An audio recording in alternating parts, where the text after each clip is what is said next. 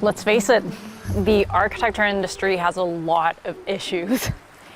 I've only been in the industry for a couple of years, but from day one, I've heard the same complaints over and over again. I mean, if you just think about the idea of being an architect, it sounds like it could be the coolest job ever. And it's a very noble profession. So why is it that architects and the architecture profession seem to be constantly having these problems when other industries actually seem to be adapting and thriving into the future? So as you guys know, I do try to be pretty transparent about the pros and cons of being an architect, but I really wanted to get the perspective of someone who had a broader experience. So I turned to Evelyn Lee, who is the founder of Practice of Architecture, where they help architecture firms expand their opportunities beyond the traditional business model of an architecture firm by looking at lessons from other industries. She's a licensed architect working in tech. She's actually a senior experience designer at Slack. And she's also been pretty heavily involved in the AIA for more than a decade in elected leadership. And as someone who straddles both architecture and tech industries, I felt like she could bring a really unique perspective to the discussion. First of all, I wanted to understand from her point of view where the issues and challenges were facing architecture compared to other industries. I think it is culture. I think it is how we train and develop our people. I would argue that we tend to lead by fear rather than by allowing people a safe place to fail, which means that they feel that they can speak up more. I would say that we tend to be less transparent when it would help us to be more transparent about everything down to the financials of every single project that anyone is working on, to understand, one, how many hours that they have on the project, how many hours we've consumed, and how they should manage I think everyone's an adult, but how they could better manage their time towards seeing that project through. There's some larger firms where literally the project managers will not share libraries with one another. So if we had a better culture just around knowledge sharing, yes, we are competing with other architecture firms, but I think we're competing with so much more out in the world. If we play our cards right, and if we raise the value of the architects, then there's plenty of work out there for all of us. So we should be helping each other out more than we should be worrying about who we're competing with. But how do we actually raise the value of architects? I mean, from my experience, the general public already has a very little understanding of what we actually do. And I mean, we're already so overworked with tasks beyond just the design of the building. At least for my work at MK, I think the strategy group in particular was created because we felt that architects were brought in too late into the conversation, and we didn't stay around long enough. What can we do from a real estate and planning perspective to help clients decide whether or not they even need a building?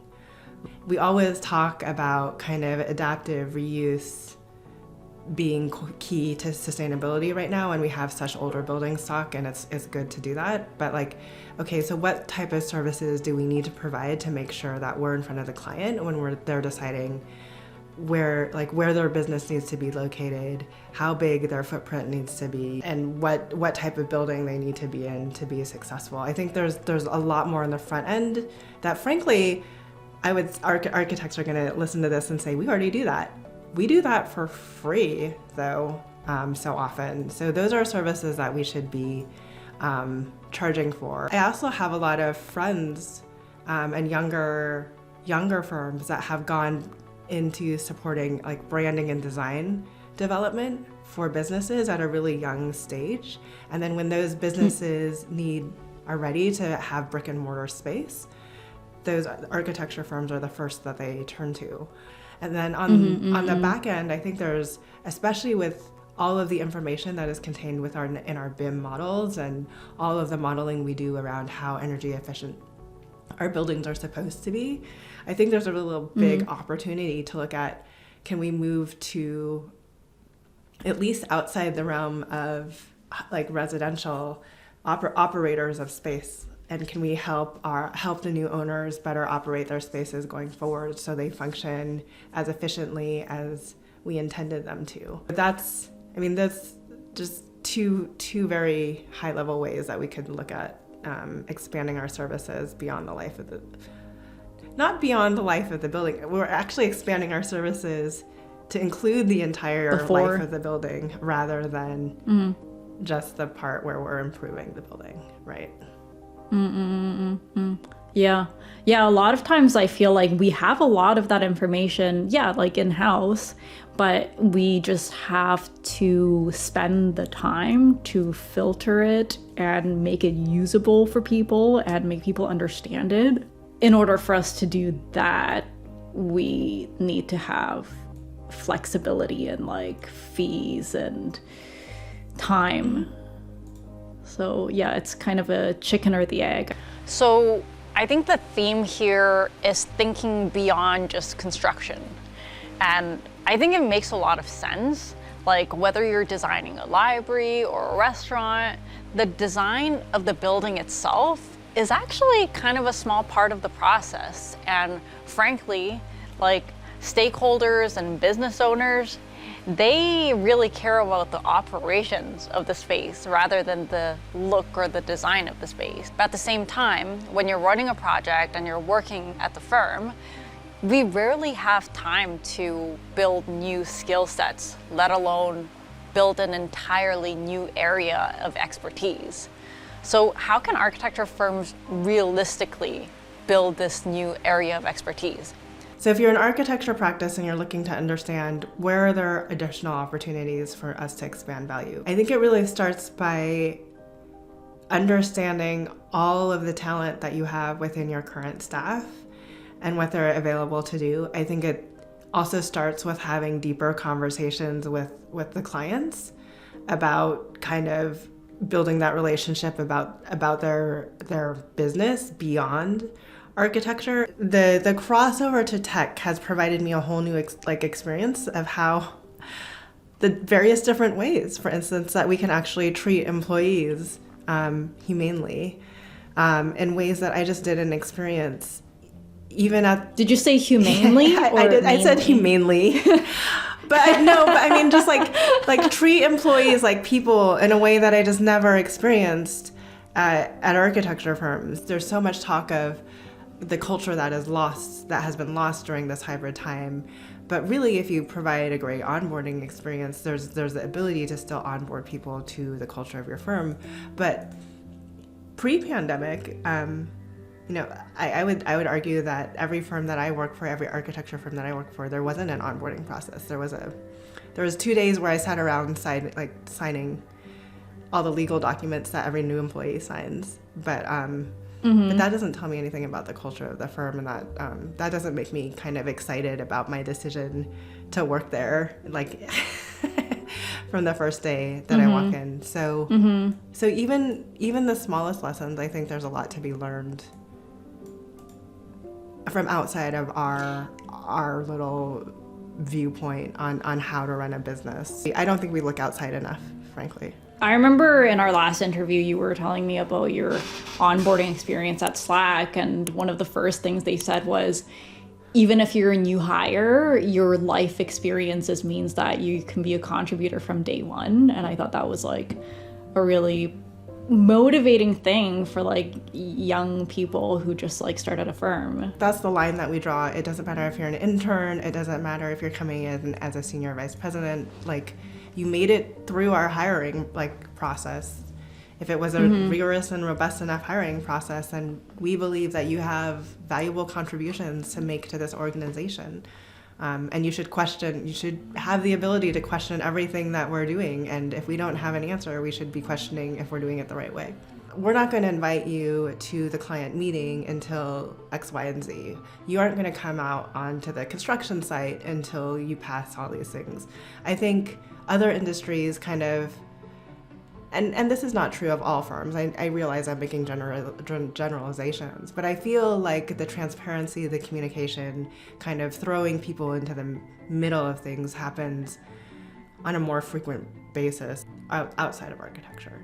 I think the businesses that are going to thrive in the future are the ones that are going to leverage their human connections and build not just spaces for people, but build business models that focuses on people. But so there's this really small practice, I would say, of like 5 people or less in LA just this season called Stainer Architects. And they have this love of food, and the guy there like started up this relationship with this friend who has deep expertise in culinary work. So they're this architecture firm that also does a lot with food systems, and they actually help restaurants with menu planning and their entire food systems. And then they've designed and developed and deliver and own a few of their own. They own a wine bar, they own a restaurant, they own a few of their own hospitality spaces. So that's just kind of like, I mean, talk about a small firm who's just, I don't even know how many different business entities the owner has created, because I think he has a typical residential practice, but he also has like a business under various different hospitality entities. He has a design build business. He's super entrepreneurial, I think, in every sense of the word, and he's doing a lot for such a small group of people. But as an example of like all the things that you can dabble in a lot of things and still find success in it. And he's just gone really deep into hospitality and in specific food systems. So that's been really interesting. I just want to say, although architecture has a lot of problems, there's also so many positives. It is a great profession and it's a really fun job. And one of the great things is that there's some really incredible, passionate communities. If you're interested in joining my little community and hearing more from me, I have a newsletter, a Discord community with a series of membership tiers that you can join to access different perks. One of the perks is access to these full in-depth interviews, as well as live Q&A sessions with myself.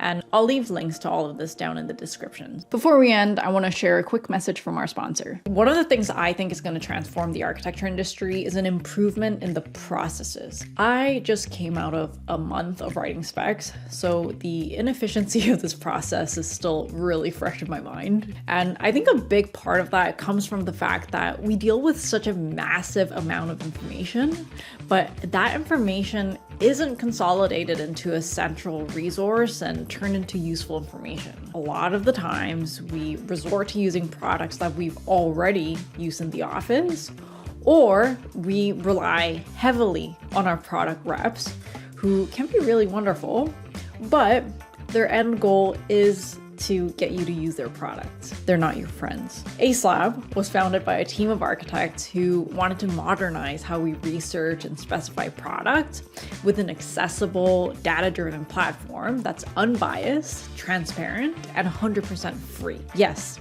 free.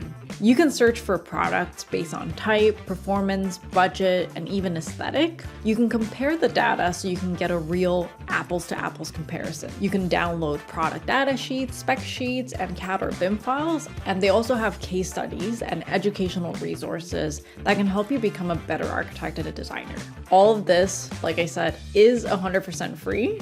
So you can follow the link in my description and check out the platform and just see how it can improve your design process. And with that, I'll see you guys in the next video.